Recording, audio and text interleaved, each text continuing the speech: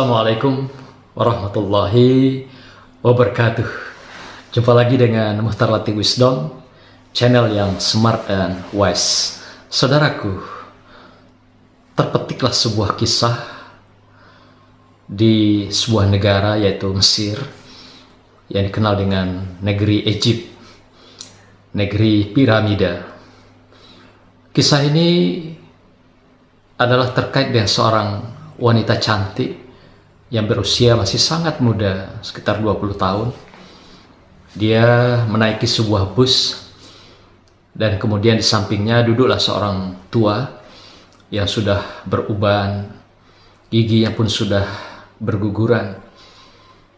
Lalu ketika dia melihat anak gadis yang cantik dengan pakaian yang serba minim, tidak menggunakan jilbab, berpakaian sangat seksi dan tidak pantas menurut Pak Tua itu dikenakan oleh anak gadis seusia dia, apalagi di negeri yang terkenal, negara Islam ini, yang sangat menjunjung tinggi nilai-nilai adat istiadat di negaranya.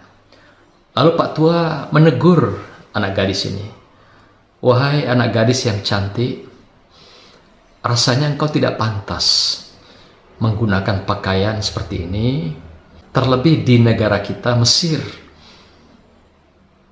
Sehingga pakaian engkau ini akan mengundang nafsu birahi pria-pria yang melihat engkau. Di samping di dalam Islam pun ini dilarang dan berdosa. Secara adat pun tidak mencerminkan adat budaya Mesir." Lalu apa jawab anak gadis yang cantik jelita ini? "Wahai Pak Tua, engkau sudah bau tanah. Engkau memberikan ingatan padaku.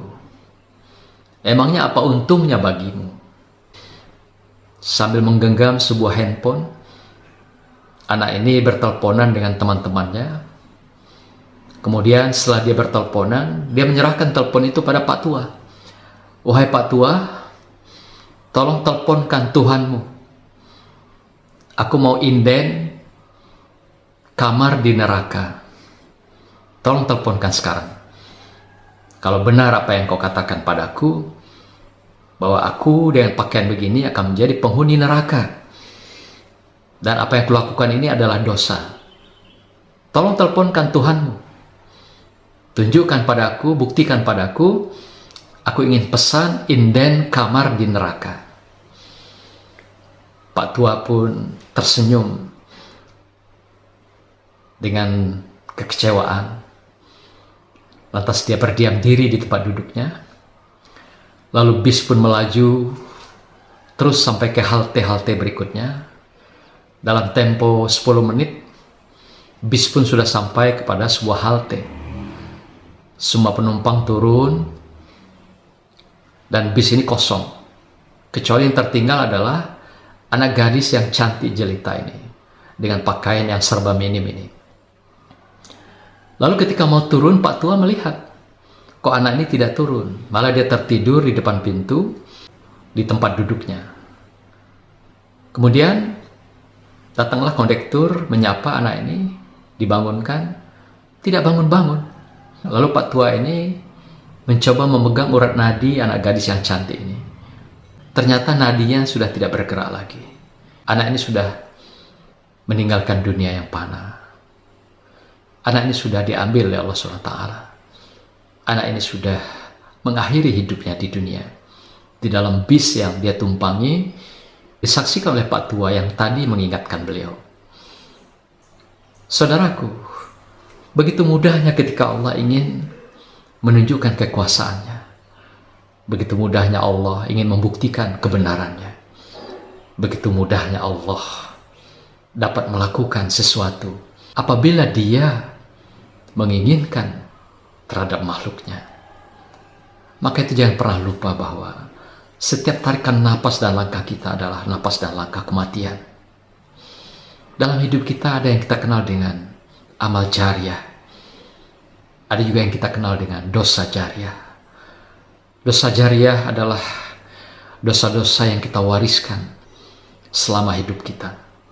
Apakah dengan lisan kita yang berghibah? Apakah dengan pakaian-pakaian kita? Apakah dengan perilaku dan pergaulan kita? Atau kita melakukan posting gambar-gambar senonoh, foto-foto kita di media sosial yang seronok, yang tidak manusiawi, yang tidak menunjukkan adat dan budaya ketimuran. Ini juga akan menjadi dosa-dosa jariah bagi orang yang melakukan posting tersebut. Kematian kita tidak pernah diberitahu. Kematian kita pasti adanya. Kematian adalah sebuah kepastian. Hanya menunggu waktu. Hanya menunggu saat yang tepat. Hanya Allah yang tahu kapan saat yang tepat itu. Yang penting kita tidak usah bertanya kapan kita akan mati. Tapi sekiranya mati itu datang, apakah kita sudah siap? Barakallah, selamat menuju Syawal yang bahagia. Wassalamualaikum warahmatullahi wabarakatuh. Salam virtual.